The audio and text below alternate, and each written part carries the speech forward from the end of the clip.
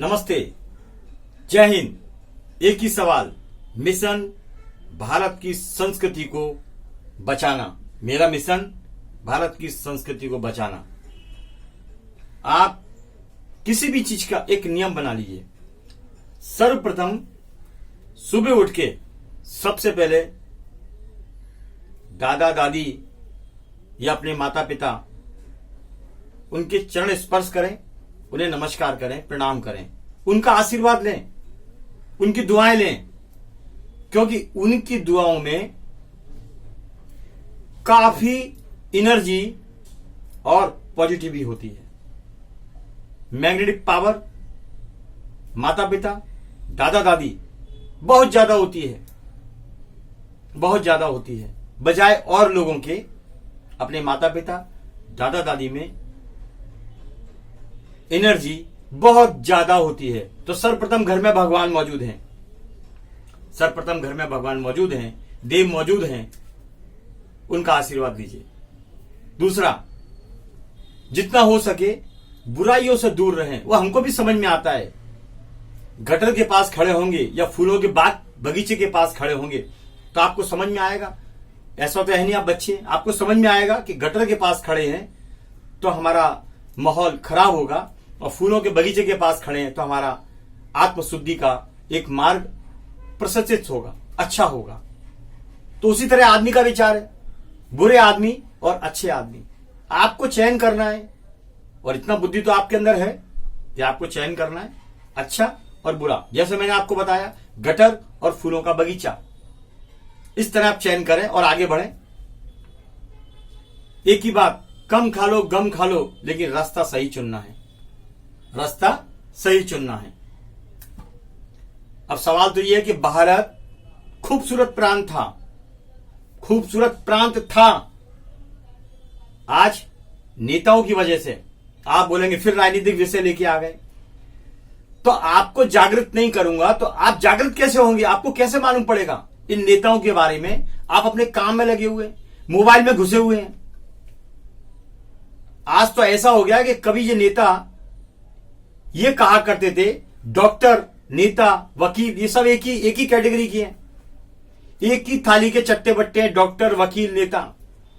कभी ये लोग ये कहा करते थे, डॉक्टर ये कहा करते थे कि टीबी से बच्चों को दूर रखो, टीबी को बच्चों से दूर रखो, और आज मोबाइल पकड़ा दिए। तो एक नंबर के झूठे। आप देखो, आप इसमें डॉक्टर भी झूठे, नेता भी झूठे। आप देखा, आपने सुना होगा, टीबी को बच्चों से दूर रखो, आंखें खराब हो जाएंगी, टीबी को बच्चों से दूर रखो। आज टीबी पकड़ा दिए, मोबाइल पकड़ा दिया हाथों में। तो इनकी बातों में तो आओ मत। आप भारत की संस्कृति को बचाने के लिए आप प्राचीन ग्रंथ पढ़ें, प्राचीन ग्रंथ पढ़ें, शास्त्र पढ़ें, जो संत हैं उनसे आप समागम करें, सीखें। तो इन झूठे नेताओं ने ज्यादातर देश को खराब करने का काम किया है, क्योंकि ये प्रकृति से बिल्कुल विपरीत चलते हैं। ये इस तरह काम करते हैं जैसे प्रकृति इनके बाप की हो गई। चुनाव जीतने के बाद ऐसा समझते हैं कि हम भगवान हो गए, लेकिन इन निठल्लों को नहीं मालूम है कि कर्म का फल तुम्हें भी भोगना पड़ेगा। तुम सत्ता पे आ गए, ऊपर की सत्ता पे नहीं आए, सत्ता पे आए हो, नीचे की सत्ता पे आए हो जहां झूठों का निवास है। ऊपर की सत्ता तो क्लीन है, मालूम पड़ेगा जब चमड़ी उधेड़ेंगे। ऊपर वाला चुन चुन के चमड़ी उधेड़ेगा और कुत्तों को खिला देगा, गलत करने वालों को। क्योंकि पृथ्वी प्रकृति से जुड़ी हुई है, तो प्रकृति के खिलाफ कोई भी काम करना सीधा ईश्वर को चुनौती देना है, सीधा परमात्मा को चुनौती देना है। तो आप प्रकृति के अनुरूप चलें, प्रकृति के अनुरूप चलें, आपको शांति मिलेगी, सुकून मिलेगा। सुबह उठे, नहा धो के पूजा पाठ करें, नित्य नियम बना के चलें, नित्य नियम बना के चलें। जितना हो सके मन के अंदर या तो सत्य बोले, या फिर बोले ही नहीं, या फिर कुछ मत बोलो। या तो सत्य बोलो तो सत्य बोलो, नहीं तो कुछ मत बोलो। ऐसा आप संकल्प लें, दृढ़ निश्चय लें। मरना तो सभी को है, मुझे भी मरना है, सबको मरना है, कोई अमृत पी के नहीं आया है। इसीलिए दृढ़ निश्चय संकल्प आपका कोई बाल बांका नहीं कर पाएगा। हजारों की भीड़ में आप बच के निकले आओगे। अगर ऊपर वाले की निगाह आपके ऊपर मौजूद है तो हजारों की भीड़ में आप बच के निकले आओगे। और ऊपर वाले की निगाह नहीं है, एक बच्चा भी आपको थप्पड़ मारेगा, गाली देगा, आप लेट जाओगे। ये प्रकृति है, ये प्रकृति है। हमें सच्चाई का साथ देना है और सत्यमेव जयते इसका पालन करना है। एक बड़ी घटना, बार बार एक ही बात क्यों बोलता हूं कि जो नेता, भ्रष्ट नेता, एक चौक को ब्रह्मस्थान बोला जाता है, किसी भी चौक को ब्रह्मस्थान बोला जाता है, तो उस ब्रह्मस्थान के चौक पर उसका नामांकन हुआ, कस्तूरबा गांधी रखा गया और कस्तूरबा गांधी चौक पर शौचालय बना दिया।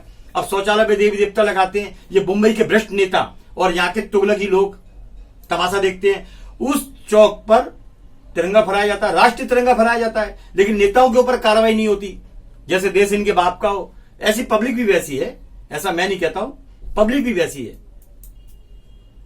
एक कहावत है कि चोर चोर मोसेरे भाई, इस तरह का माहौल है यहां पर।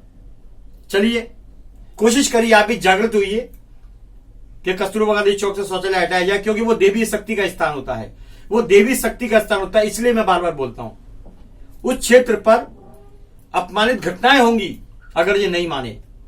नेताओं को तो सर्वनाश हो ही जाएगा, जो भी इसमें शामिल है उसका सर्वनाश हो जाएगा, ये निश्चित बात है। चलिए लड़िए और आगे बढ़िए, अपने देश को बचाने का काम करिए। जनहित में मैं रविंद्र जैन, जय हिंद।